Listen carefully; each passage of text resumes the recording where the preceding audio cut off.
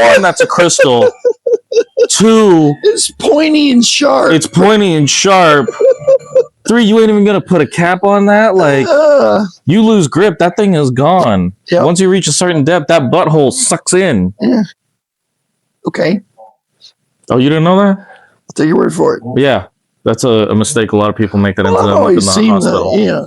Oh yeah. But that's why butt plugs have that cap where it'll taper down and then it gets bigger. So that way, exactly.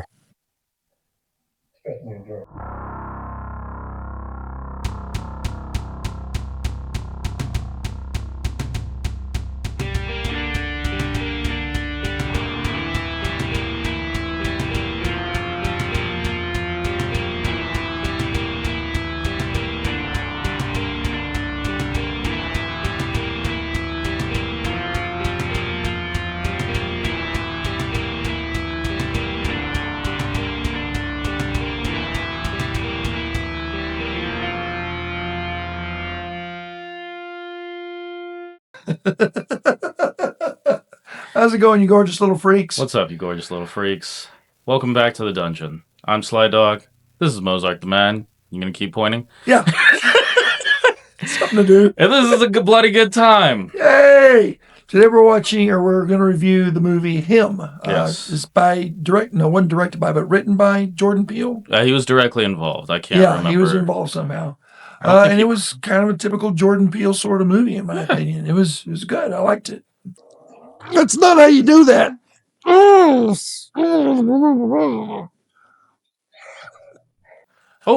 Yeah.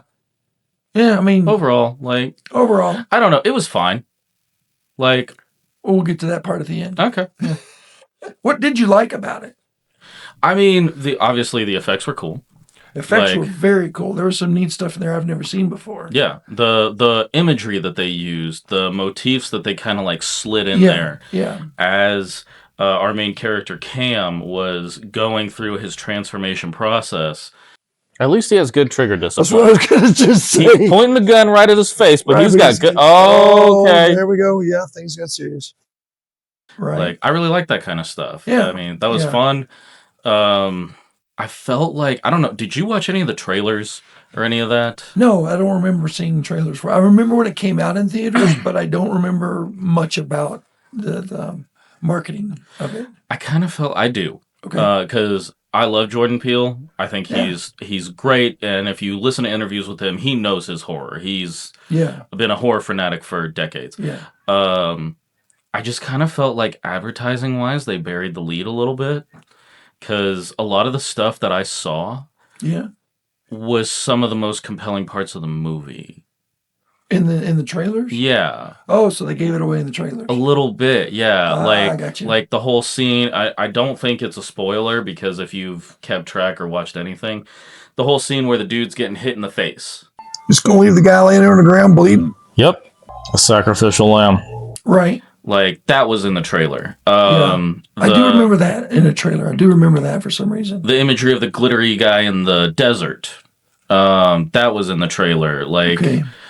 It wasn't overt in saying that, this is some occult type shit. Right. But, I don't know. I kind of wish there was a little more cryptic nature to it, because that's what I enjoy. That's what makes What's the revelation? a teaser, right? Is it's cryptic where you show me just enough imagery where I'm like, okay, let's see what's going on. Right. And then I'm willing to watch the movie. Right. But if that teaser that was what got you to watch the movie ends up being...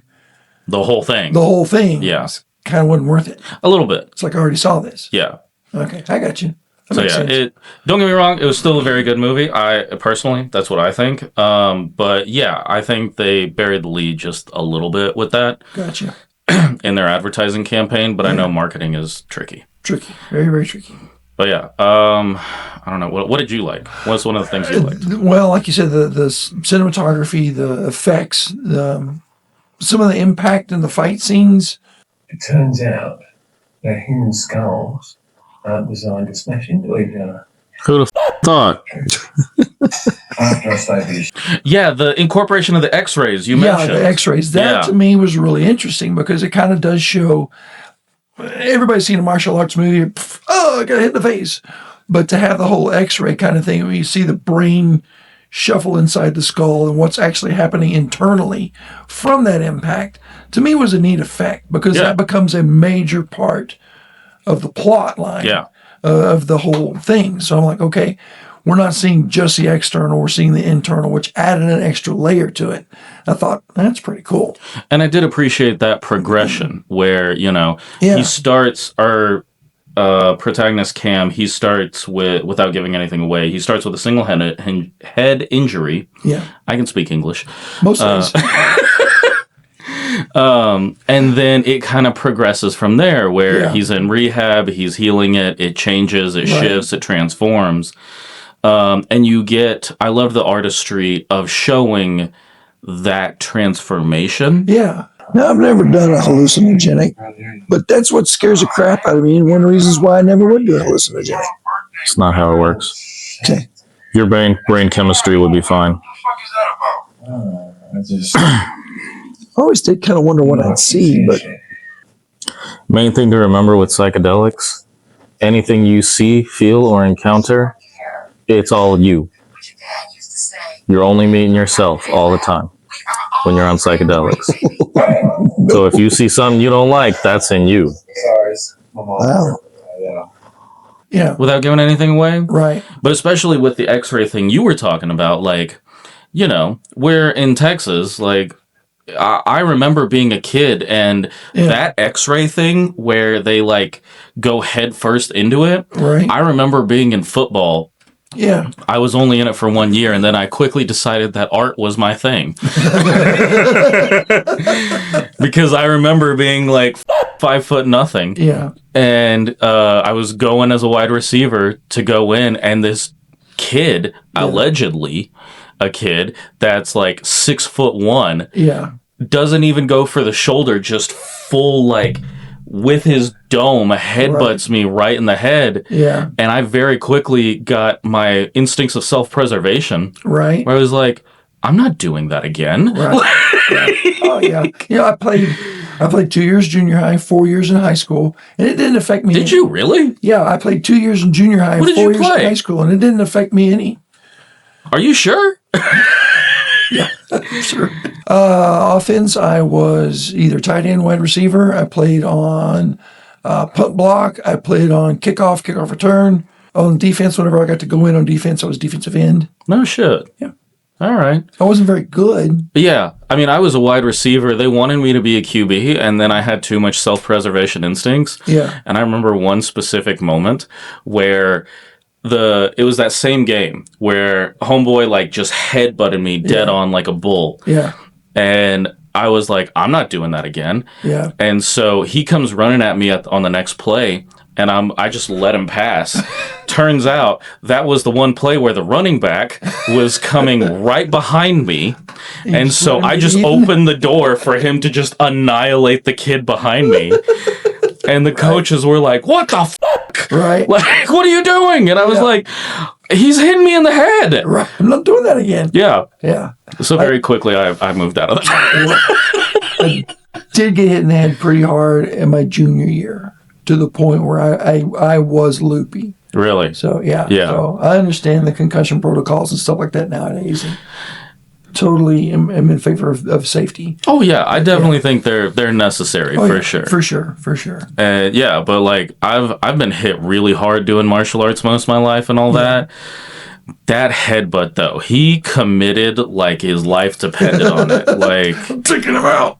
Given I was also in junior high, so I was like 11 to 13 at the time, so I didn't know how to get hit hard at that time. I didn't know how to brace, move, like flow with it or anything, so I just took that straight to the forehead. Like he did in the movie. Yeah. So the brain trauma and the way they showed it was really cool. Yeah. The way they transitioned the fight scenes, kind of showing almost like a thermal imagery. Would you call it that? Yeah, that's a good way of putting it. Because so you had the X-ray with a thermal on, because you can see the blood.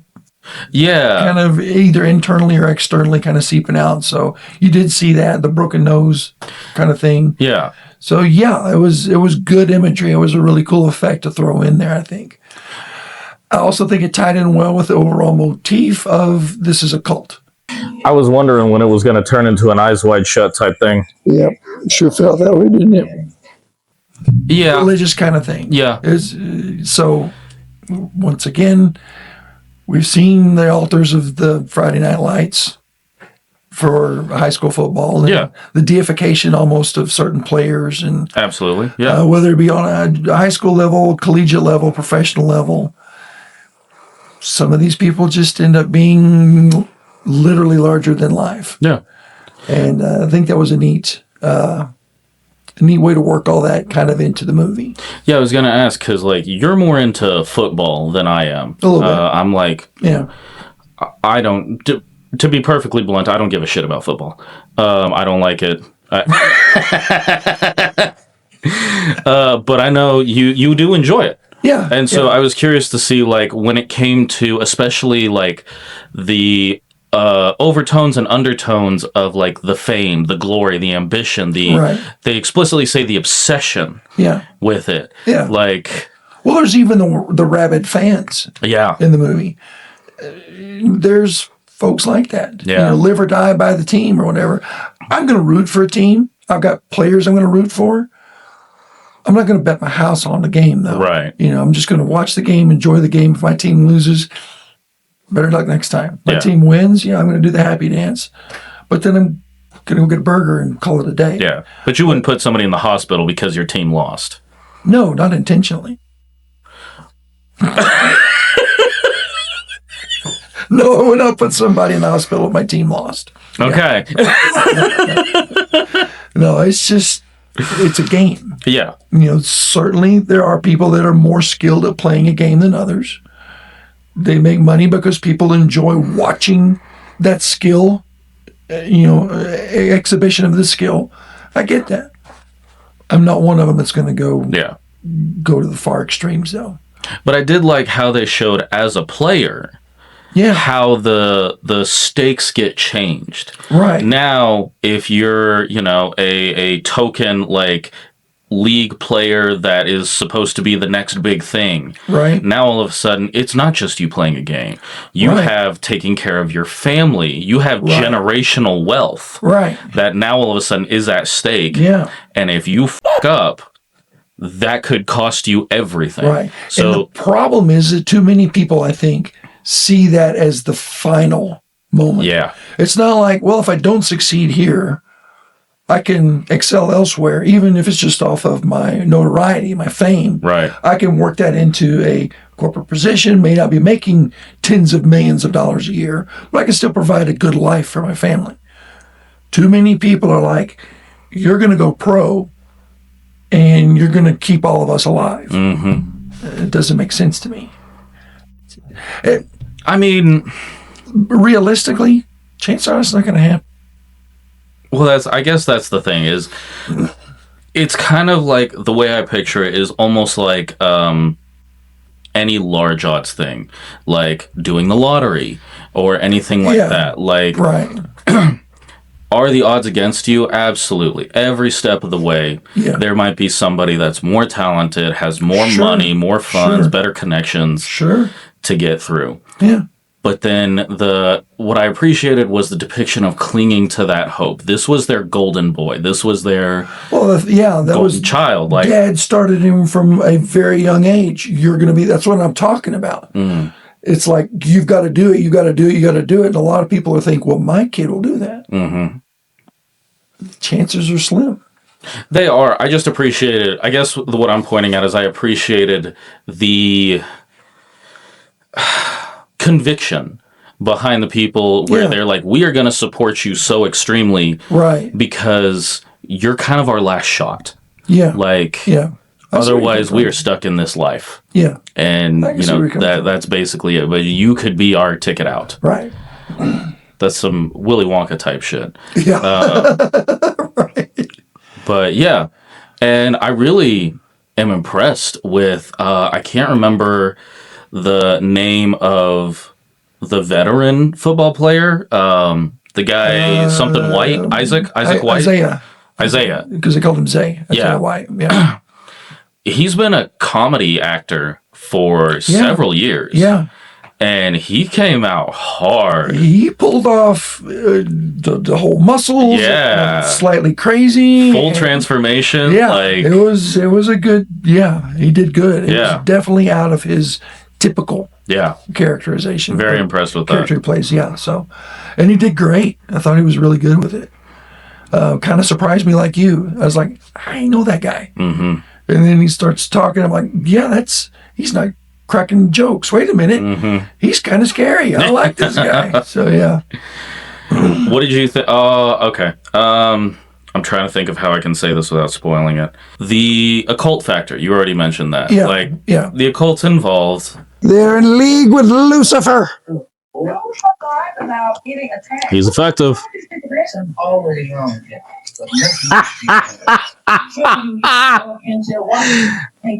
You know I'm a Satanist, Mozart. I know. Okay. We get kind of satanic with it. Well, I think that part of it, in my opinion, is the way sometimes sports does become a religion to people.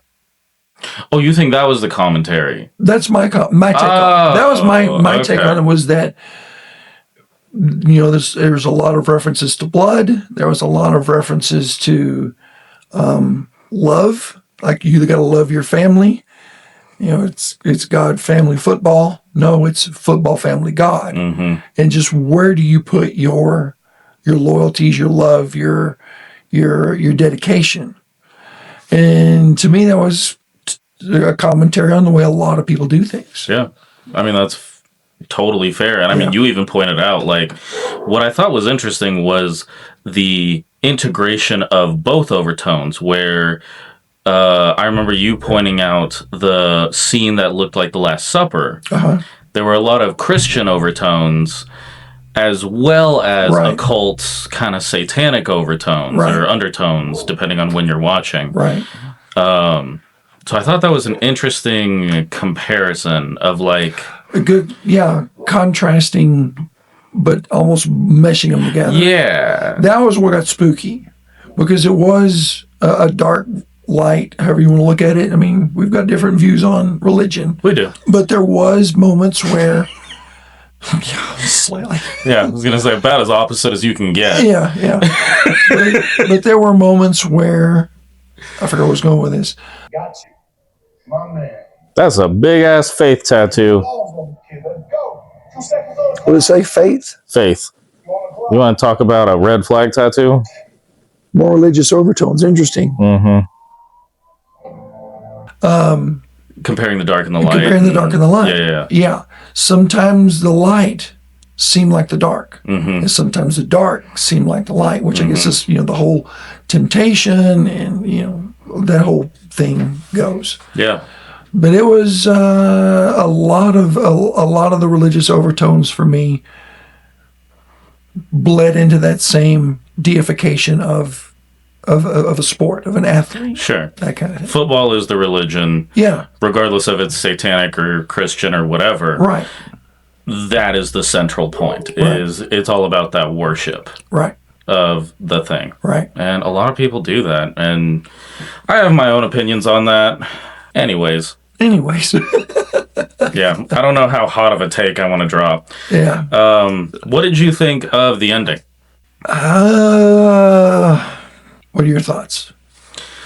I'm going to try and see how I phrase things. I thought it was kind of mid, honestly. Like, From the fight scene on?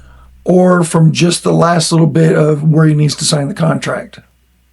Kind of the whole thing. Like, from the point where he enters the arena, and then the ending happens, where they're like, do what we tell you to do, and then it progresses. Right. I'm trying to pick my words carefully. Yeah. But from the whole thing, I appreciated what made it make sense for me was the last line that his father says, where it's something about, like, what is it? What did his dad always tell him? Something about glory or like wanting it, or Yeah, I don't remember what it was, but it was taken to the extreme. Yeah. Kind of like where his dad was wanting him to almost take it to the extreme. Yeah.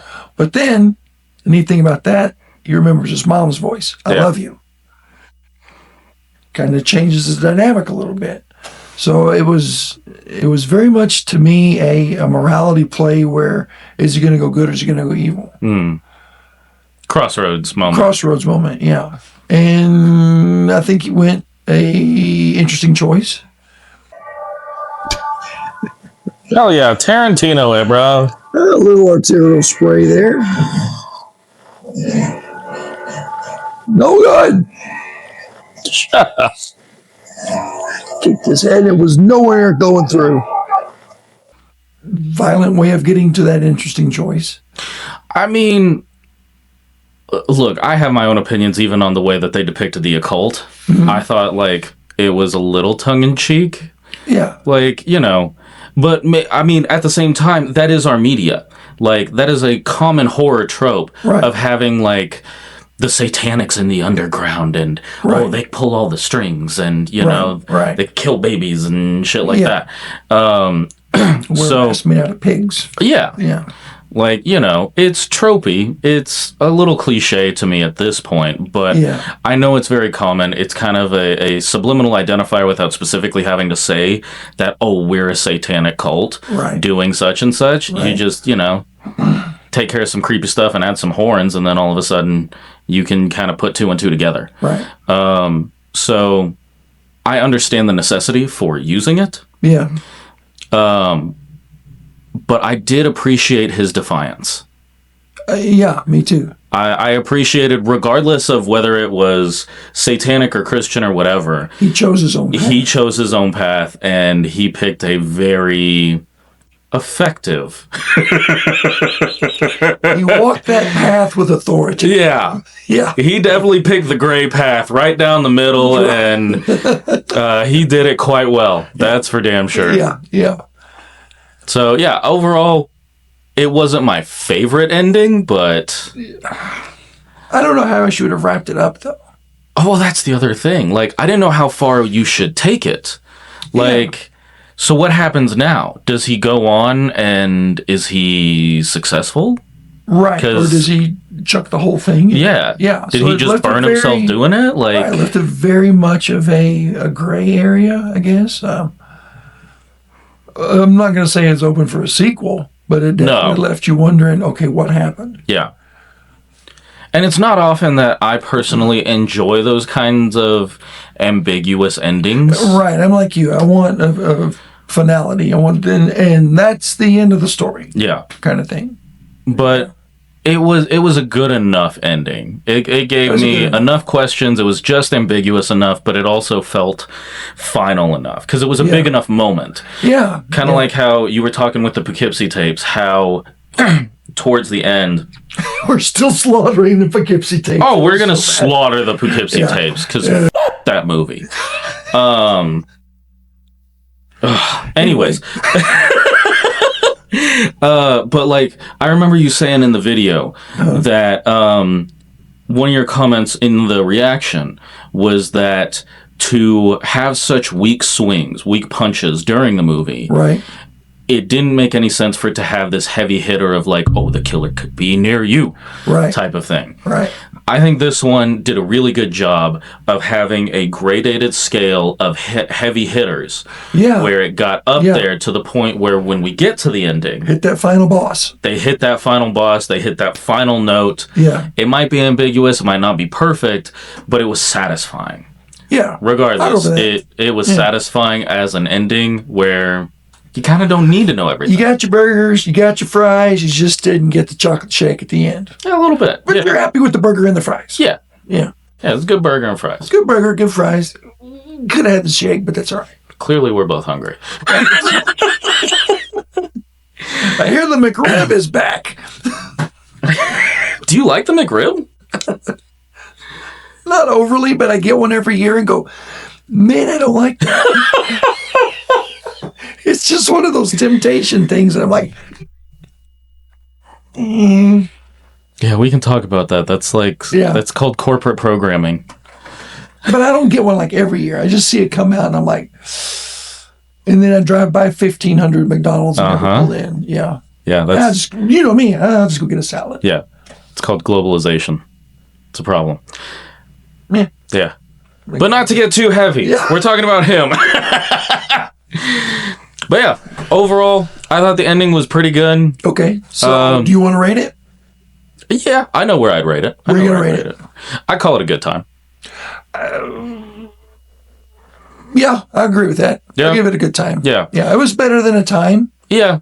Like, I did have fun watching it. Yeah, yeah. For me, and we've already established, like, what it takes to be a bloody good time for me. For you, right. And so, it's not overtly disturbing.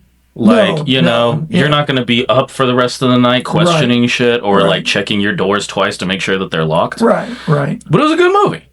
I think it was a good movie. It was fun. If somebody asked me, would you recommend it? I'm like, it's worth a watch. Yeah. But I'm not going to say, oh, it's the greatest thing ever. It was not a bloody good time, but it was a good time. It's not the one of Jordan Peele's I would, like, watch half a dozen times of what he's come out with. Probably not. Because that's also, like, it's a weird toe of the line for me when it comes to a bloody good time as to, am I either going to watch it 18 times or am I never going to watch it again? Right. Like, see, that's what I think your bloody good times are. They're so rough. Yeah. You're never going to watch it again. Yeah. And it's a good time for you. It's like, that was great. I'm never doing that again. Yeah. Yeah. See, I'm like, that was great. Let's watch it again. And just complete opposite. Yeah, if we can get the logistics, the last time that happened was when I was in theaters and I watched Smile 2. Yeah. And I finished that one, and it was like the midnight showing. It was the last one of the night. And I walked out of there, and I was like, I need to call a friend. I need to be in sun. Really? I need to be in light. Like, and so I went to the nearest gas station and called a buddy of mine, and I was like, hey, I just need to talk. Like, really? Tell me about your day. Yeah. Okay, I need to see that one. Good movie. Okay, I need to see the first one, and then watch the second one? You can, you don't have to. Okay. Smile is good. Okay. The first one is good. Okay. But it really, to me, felt like the platform where they're introducing the idea. And then kind of like, I don't know if you've seen it, but kind of like Bring Her Back versus Talk to Me. Have you seen either of those? Yeah, I've seen Bring Her Back. Okay. I don't know if I've seen Talk to Me. I may have. Talk to Me is a great movie. It's by some Australian directors. They came out with it, I think, as a short initially, and then A24 bought the movie. Oh, wow. And they made it into a full motion picture. Right. Great movie. Highly recommend it. It was pretty good. Okay. Like, it wasn't legendary, but it was pretty good. Right. And then they made Bring Her Back. And Bring Her Back is clearly like they got funding. Oh, you can tell they got the money. Yeah. You can tell that the studio was like, make whatever. Right. Just send us a bill. Yeah. Type of thing.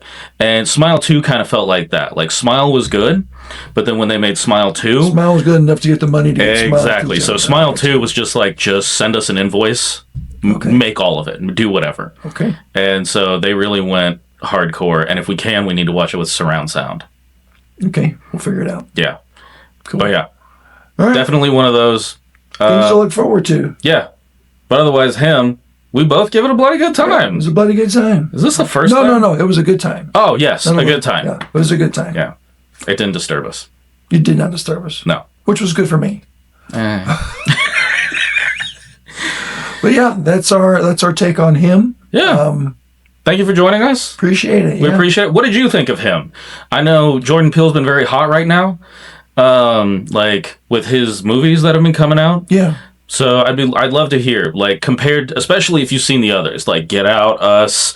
What's the Alien one? I can't remember the name of it. Okay, the Alien one.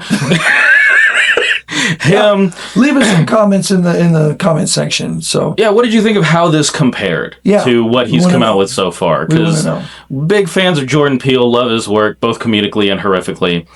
So I'd be curious to see what you thought. Comedically and horrifically. Yeah, right? That was good. Yeah. But yeah, we'd love to know. And while you're at it, hit those like, subscribe, and share buttons. We appreciate it. Absolutely. At ABGT Reviews. You got that one before I could, because I slaughter that line every time. So thank you very much. But I guess that's it for me, Mozart the Mad, my good colleague here, esteemed colleague, Sly Dog. Yes, esteemed. Wow. Am I bona fide? No, but you are esteemed. Rude. Oh. But shut up. Y'all have a good night. We'll see you next time. Don't forget, burn your local politician. Actually, I kind of can go for that. Hey, wow. There we go. We'll see y'all next time. See ya. Fuck off.